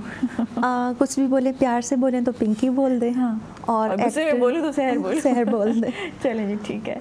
अच्छा जी, उन सां गॾोगॾु असां वटि हिकिड़ो ॿियो बि एक्टर आहे मूंसां गॾु, ऐं उन्हनि जो नालो आहे उमर जावेद साहब। अस्सलाम वालेकुम, कैसे हैं? ठीक है, आप कैसे हैं? अल्लाह का शुक्र, अल्हम्दुलिल्लाह ठीक ठाक। सबसे पहले तो माशाल्लाह आप दोनों एक्टर्स हैं, तो आपसे मैं आपकी जर्नी के बारे में पूछूंगी, क्योंकि काफ़ी देखने वाले जो हैं आपसे इंस्पायर भी होने वाले हैं, जो लोग इस फील्ड में आना चाह रहे हैं। तो कैसे आपकी जर्नी स्टार्ट हुई? क्या शौक़ था बचपन में? क्या वो शीशे के सामने एक्ट करती थी? ऐसा कुछ था सिलसिला? बिल्कुल कुछ ऐसा ही है, जिस तरह के आपको पता है कि पहले PTV चैनल ही था और ऐनक वाला जीना आता था, फैमिली फ्रेंड आता था, आशियाना आता था, तो वो देख के बहुत दिल करता था कि यार हम भी कुछ ऐसा करें। तो जब बड़े हुए, मुझे खैर इतना अरसा नहीं हुआ इस फील्ड में, मैं बहुत बाद में, मतलब वो भी मेरे हस्बैंड ने मुझे परमिशन दी है, उन्होंने बहुत सपोर्ट किया है मुझे, क्योंकि जब मैं इस फील्ड में आई तो जब मैंने देखा एक्टिंग मुझे बहुत मुश्किल लगी। जो जुनून था मेरा वो बहुत मुश्किल था कि मैं आगे बढ़ी एक्टिंग में। आप यकीन करेंगे, सबसे पहले मैंने एक चैनल का नाम हम चैनल है, तो उसमें मेरे एक डॉक्टर का सीन था मेरा नाम, तो मैंने स्क्रिप्ट बिल्कुल याद कर ली, रट्टा लगा लिया स्क्रिप्ट का, मतलब 4-5 पेज थे मैंने, और जब मैं कैमरे के सामने गई तो भूल गई, ब्लैंक हो गई बिल्कुल। अब वो मुझे प्यार से भी कह रहे हैं, डायरेक्टर भी कह रहा है, मतलब ये कि मैंने कभी डांट नहीं खाई, मुझे प्यार से भी कह रहे हैं कि आप जो हैं प्लीज़ कर लें, प्लीज़ कर लें। अब मैं बाहर जाती हूँ तो बिल्कुल मुझे याद है, भी मुझे याद है, कैमरे के सामने जाती हूँ फिर याद नहीं आता। मुझे याद नहीं था। अच्छा, फिर ऐसे आहिस्ता आहिस्ता करते फिर थिएटर से मेरा हुआ, मतलब आमिर रेम्बो बहुत अच्छे आर्टिस्ट हैं, आमिर रेम्बो, उन्होंने मेरी बहुत सपोर्ट की, उन्होंने मुझे डांटा भी, मतलब उनकी डांट की वजह से आज मैं हूँ। और सबसे पहले मैं अपनी माँ की दुआ की वजह से जो भी हूँ, आज यहाँ तक पहुँची हूँ, मैं अपनी माँ की दुआ की वजह से पहुँची हूँ। तो उन्होंने मेरी बहुत सपोर्ट की, आमिर रेम्बो ने। तो आमिर रेम्बो मुझे अक्सर डांटते रहते थे, तुम्हें कुछ भी नहीं आता, तुम कुछ भी नहीं कर सकती, घर पे बैठ जाओ। नहीं आमिर, मुझे करना है। अच्छा, फर्स्ट मेरी एंट्री हुई तो ड्रामे का नाम था अजय स्टेज एजेंट। फर्स्ट मेरी एंट्री थी थिएटर से जी, क्योंकि ड्रामों में तो बिल्कुल भी मुझे नहीं आता था ना, मैंने थिएटर करना था। थिएटर बहुत मुश्किल है, मुश्किल है, थिएटर बहुत मुश्किल है। कैमरा तो इतना मुश्किल नहीं है, कैमरा इतना मुश्किल नहीं है। और जब तक आप एक मुश्किल नहीं करेंगे ना चीज़, तो आपको वो आगे जाके आसानी नहीं होगी। फिर मुझे किसी ने एडवाइस भी दी कि आप थिएटर करें, आप थिएटर करें। अच्छा, मैं जब फर्स्ट मेरी एंट्री थी, आप यकीन करें, स्क्रिप्ट के साथ मैं स्टेज पे चली गई और बोल रही हूँ, धड़ाधड़ बोल रही हूँ, आमिर के साथ गुफ्तगू कर रही हूँ और पब्लिक देख रही है। जब मैंने देखा एकदम से सामने कि इतने लोग मुझे देख रहे हैं, मेरे पाँव के नीचे से ज़मीन चली गई और मैं चुप होके खड़ी हूँ। आपको नहीं था पता कि थिएटर के सामने इतनी ऑडियंस होगी? मतलब बिल्कुल भी नहीं पता, तो था मुझे कि सामने इतने बैठ के लोग मुझे देख रहे होंगे। और जब बिल्कुल इंसान जब वो बातचीत कर रहा होता है, जब वो गुजरती है, जब लाइव आप बिल्कुल लाइव बोल रहे हैं, तो मैं बिल्कुल चुप होकर स्टैचू बन के खड़ी होगी। आमिर ने कहा बस ये गई, अब इसे संभाल लो। अच्छा, उन्होंने आप एक्ट करते करते फिर चुप? बिल्कुल, जब मैंने देखा इतने लोग मुझे देख रहे हैं, इतनी ऑडियंस मुझे देख रही है, तो मैं बिल्कुल स्टैचू बन के खड़ी होगी। आमिर ने कहा बस ये अब हाथ से चली गई, इसको संभाल लो। उसने किसी तरीके से मुझे भेज दिया। अच्छा, दूसरा मैंने किया, मैंने क्योंकि रिहर्सल नहीं की हुई थी, उसकी रिहर्सल होती है तकरीबन 10 दिन 15 दिन, तो उसमें ये होता है कि आपको बहुत ज़्यादा ट्रेन किया जाता है, ट्रेन किया जाता है, आपको आगे मुश्किल नहीं होती। तो मैंने दूसरा किया ड्रामा, तीसरा किया ड्रामा, मैं जाती नहीं थी, मुझे धक्का मार के अंदर भेजते थे। अच्छा, जो भी था, मतलब जो डायरेक्शन देते थे वो, तो आमिर रेम्बो ख़ास तौर पे मेरा बहुत अच्छा दोस्त है, उसने मेरी बहुत सपोर्ट की है। तो वो मुझे ना धक्का मार के अंदर भेजते थे, और ऐसे करते करते अल्हम्दुलिल्लाह आज स्टेज पे मैंने बहुत से जावेद साहब भी मौजूद हैं, उनसे भी पूछेंगे कि आपकी जर्नी कैसे स्टार्ट हुई और बचपन से क्या शौक़ था? मेरी जर्नी एज ए देखा जाए तो एज ए स्कूल्स में एक्टिविटीज़ बहुत ज़्यादा होती थी, टैबलोज होते थे, एंड फर्दर एक्टिविटीज़ लाइक 14 अगस्त के प्रोग्राम्स हो गए, एंड आपके फिर उसके बाद हम लोगों ने फिर एक शॉर्ट फिल्म बनाना शुरू की हमने 9 मैट्रिक के अंदर। हम मेरे दोस्त थे उन्हें, जिसके अंदर मेरे काफ़ी सारे दोस्त थे, तो उसके अंदर शॉर्ट फिल्म बनाना शुरू करी, फिर शॉर्ट्स लिए, फिर फोटोग्राफी हम लोगों ने थोड़ी थोड़ी करके स्टार्ट करी। फिर वीडियो के अंदर जब फेस कट हम लोगों का डिस्कस हुआ कि फेस कट हमारा इस तरह के हम कर सकते हैं, चीज़ें कर सकते हैं, जब कॉन्फिडेंस आ गया बोलने का, चीज़ें करने का, तो फिर हम लोगों ने सोचा कि हम इसी फील्ड को अपना करियर बनाएं और इस तरह करें। तो फिर मैंने एक शॉर्ट फिल्म सुकून की तलाश के नाम से हम लोगों ने राइट भी करी थी, हमने उसके ऊपर लिखी हुई थी, उसकी 2-3 स्क्रिप्ट्स वगैरह लिखी हैं, इंशाल्लाह वो बहुत जल्द टीवी पे भी आएगी। और उसके मेजॉरिटी फर्स्ट टाइम एक्ट कब हुआ और कैसे किया? फर्स्ट टाइम एक्ट कब चांस मिला? फर्स्ट टाइम जो मैंने एक्ट करा था वो 2022 में करा था, प्रोजेक्ट सुकून की तलाश था, उसके अंदर हम लोग काम कर रहे थे, एंड उसका फर्स्ट एपिसोड तो लॉन्च हो गया था, उस टाइम पे हमने लाइव कर दिया था सब चीज़ों पे, वो धरती टीवी पे भी आया था एंड डिफरेंट प्रोजेक्ट्स पे आया था। लेकिन अब इंशाल्लाह उसका सेकंड पार्ट हम बनाएंगे दोबारा, तो अब उसके ऊपर काम कर जारी है, इंशाल्लाह वो भी बहुत जल्द आ जाएगा। डायरेक्शन भी खुद कर रहे हैं? डायरेक्शन भी हम जी हम डायरेक्शंस खुद कर रहे थे और एक्टिंग भी हम खुद ही कर रहे हैं अभी, चीज़ें वगैरह। हम सारे दोस्त हैं एंड बहुत अच्छी हमारी टीम है जिस पे हम काम करते हैं। मेरे काफ़ी सारे दोस्त हैं जिस पे कोई एडिट कर लेता है, तो कोई वीडियो एडिट बहुत अच्छी कर लेता है, किसी की डायरेक्शन अच्छी है, किसी की डायलॉग्स अच्छे हैं। मतलब it's team work, as a team work जी, टीम वर्क की तरह हमने सब चीज़ों पे वर्क करा है। और सबसे पहले तो हमारे टीचर्स का सबसे पहले मैं शुक्रिया अदा करना चाहूँगा, चाहे वो मेरे स्कूल के हों या फिर वो मेरे कॉलेज हों, यूनिवर्सिटी हों, चाहे वो मैं जिस इंस्टीट्यूट में पढ़ने जाता हूँ। आपके टीचर्स की आपके सबसे ज़्यादा बेसिक नीड्स होते हैं जो आपको बहुत अच्छा गाइड कर सकते हैं। आपके पेरेंट्स तो आपको आप हमेशा गाइड करेंगे, आपको अच्छा चाहेंगे, चीज़ें चाहेंगे, लेकिन एक टीचर आपको संवारता है, पर्सनैलिटी को संवारता है। बिल्कुल, आपके पेरेंट्स आपको अखलाक दे देंगे, चीज़ें दे देंगे, लेकिन एज अ नॉलेज बोलने की आपके टीचर्स देते हैं। चाहे वो टीचर्स कहीं के भी हों, आपके यूनिवर्सिटी के हों या फिर कॉलेज के हों या फिर स्कूल के हों, सबसे ज़्यादा तो ये सबसे बड़ा चीज़ थी। सही है। अच्छा सर, पिंकी सर, जी, पिंकी कुछ सर, भी बोल सकते हैं। पिंकी, आप मुझे बताएं कि कितने कैरेक्टर्स किए हैं आज तक? आपका फेवरेट जो है कौन सा कैरेक्टर रहा है? मैंने बहुत सारे किए, प्ले चैनल पे मैंने किया है, उसमें मैं लड़की भी बनी हूँ, सरदारनी भी बनी हूँ, लड़का भी बनी हूँ। तो काफ़ी सारे मतलब मैंने गेटअप्स किए हैं और ख़ास तौर पे लड़के पे बहुत ज़्यादा हिट रही हूँ मैं। और दूसरी बात ये है कि मेरा भी डिफरेंट गेटअप्स में भी परफॉर्म किया है। जी मैंने किया है, पर क्योंकि वो शकील सद्दीकी, मैंने बड़ी कास्ट के साथ मैंने काम किया है, शकील सद्दीकी, रऊफ लाला, इनके साथ मैंने काम किया है। और अभी जो मेरा ड्रामा आ रहा है जिसमें मैंने बहुत अच्छा एक्टिंग की है वो है हक महर, जियो पर आ रहा है, तो बहुत ज़बरदस्त।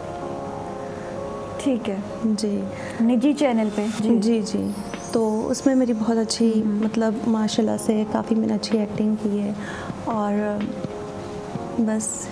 सही है। कैसा एक्सपीरियंस रहा डिफरेंट कैरेक्टर्स करते हुए? कभी कोई ऐसे चैलेंजेस इस फील्ड में आपने फेस किए जो आप हमारे साथ शेयर करना चाहें? पहले तो बहुत मुश्किल होती थी, पर अब ये है कि इंजॉय करके करैक्टर करते हैं, बहुत मज़ा आता है, उस करैक्टर में ढल जाते हैं और बहुत अच्छा लगता है। ठीक है, आप बताएं मतलब जो यंगस्टर्स हमारे इस फील्ड में आ रहे हैं, स्पेशली मीडिया फील्ड में, ड्रामा इंडस्ट्री में, उनके लिए क्या चैलेंजेस हैं और क्या चीज़ें फेस करनी पड़ती हैं? आजकल के जो यंगस्टर्स हैं, मसला सारा सिर्फ ये होता है कि उनके फोकस ही नहीं होता एक चीज़ पे कि हमें ये करना है। हमें करियर काउंसलिंग नहीं की जाती कि मतलब कि एक बच्चा है जिसको एक मीडिया फील्ड करनी है, लेकिन साथ में उसको डिफरेंट फील्ड में वो होता है इनरोल्ड, नहीं मैं ये भी कर लूँ, ये भी कर लूँ। हर किसी को किसी भी फील्ड में जाना है तो उसको एक बात होता है, एक रोड होता है कि भाई कि मुझे इस फील्ड में जाना है तो मुझे इस तरह जाना है, कि उसको एक तरह से बताया जाए कि भाई मुझे मीडिया करना है तो मीडिया की फील्ड में जाऊँगा, ना कि वो मतलब आजकल काफ़ी हमारे नौजवान नस्ल जो है 10 काम कर रहे हैं साथ साथ, ऑनलाइन भी हो रहा है, अगर जॉब्स भी हो रही हैं, भाई एक्टिंग भी अगर कोई कर रहा है तो वो एक्टिंग भी साथ साथ कर रहा है। आप कह रहे हैं कि कंसिस्टेंसी होनी चाहिए, क्योंकि मेरे काफ़ी सारे दोस्त हैं जो मैं मास कम्युनिकेशन कर रहा हूँ फेडरल उर्दू यूनिवर्सिटी से, सो उसके अंदर काफ़ी सारे दोस्त हैं जो कॉल सेंटर्स में जॉब कर रहे हैं एंड डिफरेंट, कोई IT से रिलेटेड जॉब कर रहा है, कोई एज अ अकाउंटेंट वर्क कर रहा है, कोई चीज़ें कर रहा है। तो आप अपनी फील्ड के अंदर वर्क करेंगे, चाहे जब आपको उसमें एक्सपीरियंस तो नहीं है ना, क्योंकि जब आप फील्ड के अंदर जाएंगे, आप अपनी मीडिया की फील्ड में जाएंगे तो आपको इस चीज़ का कोई एक्सपीरियंस नहीं होगा। जब आप मीडिया के अंदर काम करेंगे, चाहे बेशक आप छोटे पर्पस पे करें, आप वही काम को लेके चलें शुरू से। जी, क्योंकि आजकल लेकिन आजकल के दौर में ऐसा भी तो है ना उमर साहब के नीड्स बड़ी बढ़ गई हैं लोगों की, और महंगाई इतनी हो गई है, तो 10 काम भी अगर आप करें तो आपकी, हर कोई यही सोचता है, स्पेशली हमारे जो यंगस्टर्स हैं, कि 10 सोर्सेज से हमारी इनकम आनी चाहिए। 10 सोर्सेज से इनकम आनी चाहिए, ये बात मैं खुद सोचता हूँ। And I am a web developer, मैं प्रोग्रामिंग वगैरह करता हूँ। कुछ करते हैं उसके बारे में? जी, वेब डेवलपमेंट है, मैं प्रोग्रामिंग करता हूँ। हम 3 दोस्त हैं जो हम ऑनलाइन सर्विसेज प्रोवाइड करते हैं। मेरे एक दोस्त वेब डेवलपर है एंड मैं खुद एज अ ग्राफिक डिज़ाइनिंग पे वर्क करता हूँ। एक दोस्त वीडियो एडिटर है जो हमारे वीडियो शूट्स वगैरह, हम ऑनलाइन सर्विसेज प्रोवाइड करते हैं। हम काफ़ी सारे स्कूल्स हैं एंड इदारे हैं जिनकी सारी ऑनलाइन वेबसाइट्स हम देखते हैं। सही ये ऐसे कुछ रीगल्स हैं एंड काफ़ी सारे शॉप्स हैं जिनका सारा ऑनलाइन डेटा जो है, जिनके ऑनलाइन वेबसाइट्स हम सारे प्रोवाइड करते हैं। सही है। ऑनलाइन वेबसाइट प्रोवाइड कर रहे हैं, उनकी सारी इन्फॉर्मेशन, उनके जैसे कोई शॉप है तो उसकी अमाउंट में रेगुलर प्राइसेस चेंज होने के, हमारे यहाँ रेगुलर चीज़ों के रेट्स अप डाउन्स होते हैं, चाहे स्कूल्स में हो, चाहे स्कूल की पोस्टिंग हो, या स्कूल के जैसे कि अचानक से नोटिस आता है भाई कल ऑफ है, तो हमें उसी वक्त एडिट करके हमें हर जगह देनी पड़ती है। अल्हम्दुलिल्लाह हमारा बहुत अच्छा उस तरफ से बेनिफिट्स है। लेकिन आज माशाल्लाह आप काफ़ी यंग हैं और इतना कुछ कर भी रहे हैं, मीडिया में भी आप हैं और उसके अलावा आप अभी वेब डेवलपर भी हैं, तो आपको क्या लगता है ज़्यादा अर्निंग कौन सी फील्ड्स में है? आप अगर जॉब करें उसमें सही है या फिर मीडिया फील्ड में आ जाए तो ठीक है? मैं पर्सनली मैं एक बात कहना चाहूँगा कि इंसान जो चीज़ करना चाहता है उस चीज़ में उसको पैसा खुद ब खुद मिल जाता है। अल्लाह इज़्ज़त देने वाली रब ज़ात अल्लाह ताला की है, सही ना? आप कोशिश अपनी पूरी करो तो आपको हर चीज़ में पैसा मिलता है। अगर आप कोशिश ही नहीं करोगे, आप बोलो यार मैं कर रहा हूँ कोशिश, आप कोशिश तो करो, आपको एक सर्टेन एज तक नहीं मिलेगी, एक सर्टेन अमाउंट तक नहीं मिलेगी, लेकिन जब आप उस चीज़ में कंसंट्रेट रहेंगे कि कंसंट्रेट रहेंगे कि भाई मुझे यही करना है, तो आपको खुद ब खुद उस चीज़ से राज़ी हो जाएंगे। हम जिस चीज़ से अल्लाह पाक ने एक चीज़ कही है कि आप राज़ी हो जाओगे तो ज़्यादा बेहतर है।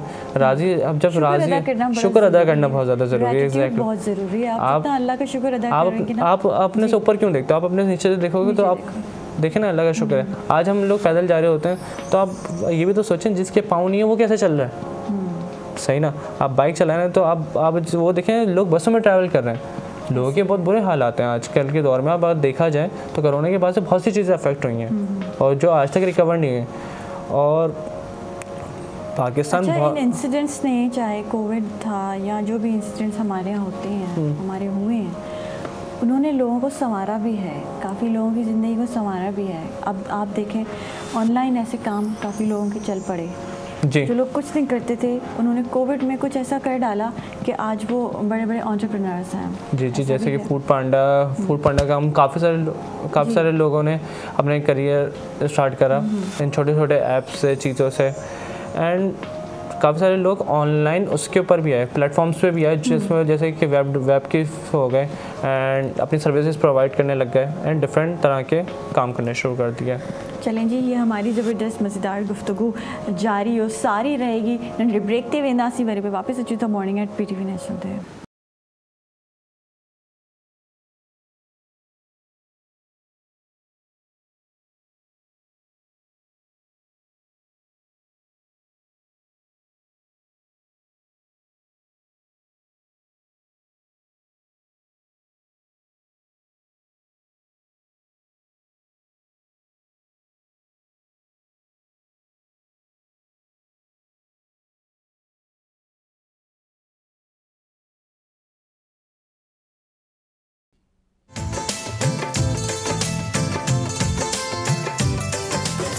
असां खणी पिया अचूं पंहिंजे इलाक़ाई ज़बानुनि जे गुलनि सां सजियल ख़ूबसूरत गुलदस्तो, जंहिंमें कंदासीं मुख़्तलिफ़ महिमाननि सां दिलचस्प कचहरी। गॾोगॾु शामिल हूंदी रूह खे तस्कीन पहुचाईंदड़ ख़ूबसूरत इलाक़ाई मौसीक़ी।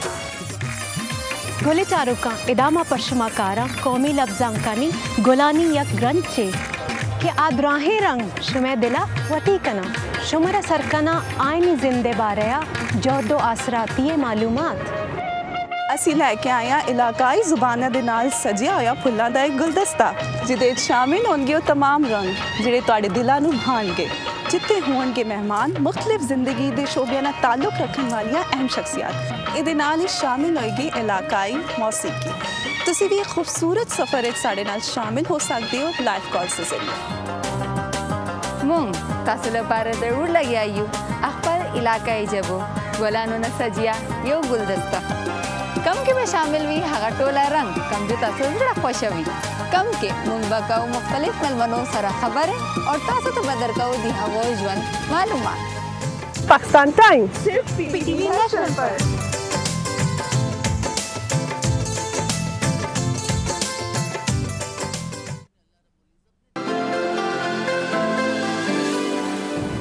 अस्सलाम वालेकुम।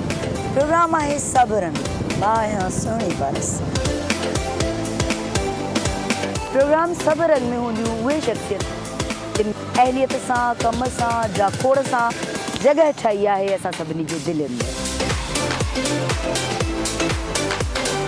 उनजा तजुर्बा, उनजा मुशाहिदा तव्हां ताईं पहुचाईंदासीं उहो ज़मानो अजीब हुयो उन में ओड़े पाड़े जा ॿार सभिनी जा ॿार हुया वसे बिटर तुंहिंजी भलारा सदा देश परदेश सारा वसन ॼाणींदासीं उन्हनि खां घणो कुझु पिराईंदासीं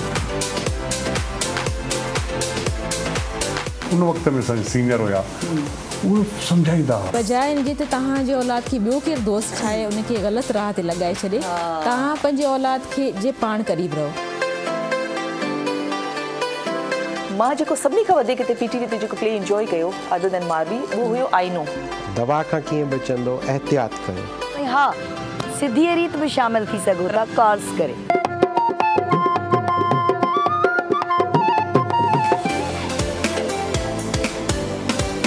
याद तुझे अचे सूर सारा उथन रंधिणे जी राणी मूंखे ॾाढो सुठो लॻो जो इहो नालो त पोइ ॾिसण न विसारींदा हर ख़मीस जे ॾियारे ते शाम जो 4 खां 6 वॻे ताईं पाण हूंदासीं गॾु ऑनली ऑन पीटीवी नेशनल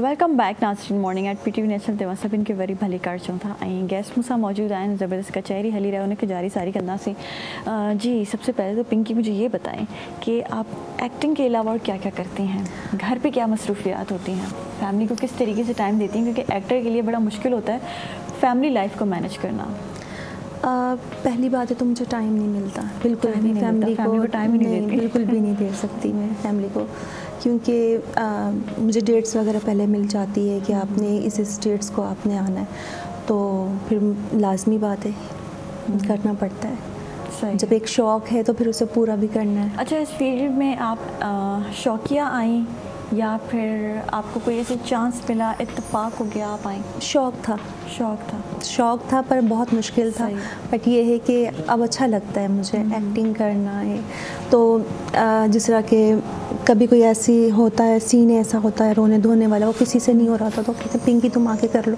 अच्छा तो मैं कर लेती हूँ रोने धोने हाँ मैं कर लेती हूँ बहुत आसानी से मैं कर लेती हूँ। क्या क्या अप्लाई करती हैं क्या कुछ आँखों में डालती हैं कुछ भी नहीं वगैरह या फिर रियल कुछ भी नहीं ऐसा करती रियल बस वो समझती दिखाएं कुछ एक्ट करके दिखाएं नहीं अगर सामने कुछ मतलब अब सामने एक मतलब डेड बॉडी है कि मेरा शौहर फोत हो गया है तो मैं फील करती हूँ कि बस मेरा शौहर फोत हो गया हाय अल्लाह मेरे बच्चे यतीम हो गए हैं तो फिर मैं जो जब मैं वो हाँ बिल्कुल मैं ये महसूस करती हूँ कि अब मेरे बच्चे यतीम हो गए मैं बेवा हो गई हूँ अब मुझे जो है ना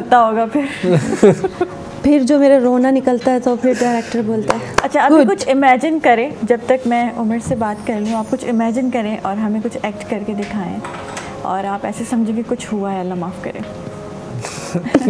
जब तक उमर आप मुझे बताएं आप कैसे कैरेक्टर को परफॉर्म करने में क्या चीज़ अप्लाई करते हैं अगर कोई कॉमेडी है या कुछ सीरियस है कोई सीरियस एक्टर है तो मैं उस टाइम पे सोचता हूँ कि भाई कि आपके सीरियस मेरे कौन से सीरियस इमोशंस थे क्या थे शीशे में जाके खुद से बात करना खुद से बात करना चीज़ें करना कि अगर कोई फ़नी है तो फ़नी किस तरह से मैं डिफरेंट कैरेक्टर जैसे कि आपके पास काफ़ी सारे प्लेटफॉर्म्स ऐसे होते हैं जो इसके ऊपर आपको गाइडेंस मिल जाती है काफ़ी सारे एक्टर्स हैं जिससे हमें गाइडेंस मिल जाती है कि भाई उनका फ़नी कैरेक्टर था याद है तो उस तरह हम थोड़ा सा किसी को कॉपी कर सकते हैं क्योंकि उनका स्टाइल चीज़ें तो बिल्कुल कॉपी नहीं हो पाएंगी लेकिन उनकी कुछ तो आदतें आएंगी कुछ चीज़ आएंगी अगर फ़नी है तो फ़नी आ जाएगी फॉलो कर सकते हैं एंड अगर सीरियस है तो सीरियस अगर ईवल है तो ईवल अगर डार्क कैरेक्टर्स जो होते हैं सो सबसे ज़्यादा फेवरेट कैरेक्टर्स आपको कौन सा लगता है कि मुझे ये करना है और मैंने आज तक नहीं किया ऐसा कोई कैरेक्टर है? मुझे अगर एज अ सीरियस रोल ऐसा मुझे सीरियस रोल में ऐसा करना चाहूँगा एज अ विलन। हाँ सही है विलन जी ज़रूर मुझे पसंद है मतलब कि ऐसा मुझे क्योंकि ईवल कैरेक्टर्स ज़्यादातर मुझे अट्रैक्ट करते हैं, मतलब ज़्यादा डार्क कैरेक्टर्स हों, ईवल्स कैरेक्टर्स हों। अच्छा, वो हीरो वाले कैरेक्टर्स और वो बड़ा रोमांटिक वाला वो नहीं दिल चाहता? नहीं, इतना ज़्यादा खास उस साइड से नहीं, कुछ लव स्टोरी कुछ भी नहीं? मौका मिला तो ज़रूर करूँगा, लेकिन अच्छा, कुछ परफॉर्म करके देखें आप, समझें कि सामने आपकी हीरोइन बैठी है और आपको एक कैरेक्टर मिला हुआ है कि आपने जो है आप इनसे बिछड़ गए थे, लेकिन अभी आप 1 साल के बाद आपको नज़र आई हैं कहीं बाहर। पिंकी आपकी जो है एक्स है, लेकिन अभी आप बड़ी उनसे मोहब्बत करते हैं अभी तक, लेकिन पिंकी आपको धोखा देके चली गई थी और शादी करके लौटी है। हाँ, 2 बच्चे और अब आप मामू बन गए हैं। ये वाला एक्सीडेंट बहुत गंदा सीन है। जो दिल में आ रहा है बस कर डालें। सबसे पहले तो मैं चाहूँगा तो मैं बात ही नहीं करूँगा, ऐसे नोट बिल्कुल इग्नोर करूँगा। देख के आप क्या आपका एक्सप्रेशन होगा, आपका क्या रिएक्शन होगा कि आपको धोखा दे के चली गई? ओके, लाइक दैट, कि मतलब क्या सीन उसको ज़्यादा फेस आउट करूँगा कि बस ओके हो गया, अब सीन्स में अपनी लाइफ में मूव ऑन हो गया हूँ एंड ये नहीं, आप मूव ऑन नहीं हुए हैं, आप बड़ी दुखी आशिक। तो वहाँ पे शो आउट तो यही करा जाएगा ना कि मूव ऑन हो चुके हैं, उसको थोड़ी बताया जाएगा नहीं मैंने नहीं, ये आप उसको बताएं ना, आप अभी एक्ट करके दिखाएं। तो कुछ करके बस पिंकी आप फुल एटीट्यूड में ना, पिंकी आप स्टार्ट। अच्छा किया मैंने तुमसे शादी नहीं की, मुझे पता था तुम मेरे लिए कुछ भी नहीं कर सकते। मैं आज जो भी हूँ अल्लाह का शुक्र है, बहुत अच्छे प्लेटफॉर्म पे हूँ एंड अच्छी जगह पर हूँ एंड मैं बहुत जिस जगह पे भी हूँ बहुत अच्छा हूँ। आज जो कुछ भी हो वो मेरी वजह से हो, मैंने तुम्हें धोखा ना देती तो तुमने इंसान नहीं बनना था। जो भी है मैं अब सेटल्ड हूँ एंड अल्हम्दुलिल्लाह मेरे पास बहुत चीज़ें हैं। बहुत चीज़ें मतलब कि बहुत चीज़ सॉरी ये चीज़ थोड़ा गलत है। सही है, आपने इनको छोड़ा तभी वो जो है किसी मंजिल पे पहुंचे। अचानक से आगे कंटिन्यू करें, इससे आगे कंटिन्यू करें। अगर मैं इनके पहले मिल जाती तो मैंने दालें ही खानी थी और क्या करना, गोश्त तो पकाना नहीं था मेरे लिए। मतलब आप गोल्ड डिगर हैं और आपने किसी पैसे वाले के लिए अपने आशिक को छोड़ा। हाँ, और जब मैंने पैसे वाले से शादी की तो इन्होंने कुछ मतलब उस मोटिवेशन जलन में, हाँ जी, उस जलन में ये कुछ बने कि मैं अब जो है कुछ बन कर दिखाता हूँ, तो मेरी वजह से ही फिर बने। लेकिन आपके दिल में ना अभी थोड़ी मोहब्बत है इनके लिए, तो अभी आप इनको क्या बोलना चाहेंगे? इसीलिए तो पास आई हूँ इनके। अगर मेरे दिल में मोहब्बत है तो मैं आई हूँ इनके पास, पर ये है कि आप कह रहे हैं कि मैं जो कुछ भी हूँ बस बन गया हूँ, मेरी वजह से बने। अब अल्लाह का शुक्र है, किसी और होना चाहिए, किसी और को मौका देना चाहिए, पुराने के बाद थोड़े जाना चाहिए। चले जी, ठीक है, वो मूव ऑन हो चुके हैं उमर, और पिंकी भी अभी 2-3 बच्चों की माँ हैं। तो ये स्टोरी यहाँ ख़त्म होती है। क्या लास्ट मैसेज देना चाहेंगी पिंकी? मैं ये मैसेज देना चाहूँगी कि सबसे बड़ी बात ये है कि आप अल्लाह ताला से डरें। अल्लाह ताला से डरेंगे तो आपको इंसान से डरने की ज़रूरत नहीं पड़ेगी। और दूसरी बात ये है कि माँ बाप की इज़्ज़त करें, उनकी खिदमत करें, क्योंकि जब औलाद बड़ी हो जाती है तो माँ बाप छोटे हो जाते हैं। तो उनकी दुआएं लें, उन्हें बच्चों की तरह ट्रीट करें, उन्हें प्यार से रखें, उनकी खिदमत करें माँ बाप की, और दुआएं लें, और फिर देखें कि ज़िंदगी कितना रंग लाती है। ऐसे ही है। उमर, क्या मैसेज देना चाहेंगे ऑडियंस को, हमारे व्यूअर्स को? अपने पेरेंट्स के लिए सबसे बड़ी बात कहूँगा कि आपके लिए कोई तरह इम्पोर्टेंट नहीं, पेरेंट्स होते हैं, क्योंकि उन्होंने ही आपको बचपन से लेकर बड़ा किया। अगर मैं आज किसी भी मकाम पे हूँ, बोलने का मौका दिया जाता है तो अपने टीचर्स की वजह से हूँ, अपने पेरेंट्स की वजह से हूँ, और जो वो लोग जिन्होंने मुझे सपोर्ट करा, चाहे वो कोई भी हो, मेरे स्टूडेंट्स हों या फिर वो मेरे टीचर्स हों या मेरे फादर हों या मेरे कज़न्स हों या मेरे दोस्त हों। सबसे ज़्यादा मेरे ज़्यादा दोस्त नहीं हैं, बहुत कम दोस्त हैं जिनको मैं किसी भी चीज़ के लिए बोलूँगा तो वो मेरे लिए हमेशा खड़े हैं। तो मैं सिर्फ ये मैसेज दूंगा कि अपने पेरेंट्स से मोहब्बत करें एंड शुक्र अदा करें उस अल्लाह पाक की ज़ात का, जिस हाल में भी है उस हाल में शुक्र अदा करें। आपने ये शुक्र अदा कर लिया ना कि आप अल्लाह का शुक्र है मैं सब चीज़ें सेटल्ड हूँ, सब चीज़ें, तो आपको उससे बेहतर ही मिलेगा, उससे ज़्यादा ही मिलेगा। आप सिर्फ हाल में खुश रहना सीख लें और आजकल के यंगस्टर्स ज़्यादातर नमाज़ नहीं पढ़ पाते, तो मैं तो एक बात कहूँगा कि नमाज़ की पाबंदी बहुत ज़्यादा करें। ऐसे ही है। Thank you so much Pinky, thank you so much Umar, बहुत अच्छा लगा आप लोग से बात करके। नाज़रीन, इतने सारे प्रोग्राम जो टाइम बिल्कुल ख़त्म थी वियो है। सुभाणे अवां सां वरी मुलाक़ात थींदी नए गेस्ट सां, नए टॉपिक सां। तेसिताईं सभु लिखे रखंदा, पंहिंजी दुआउनि में यादि। अल्लाह हाफ़िज़।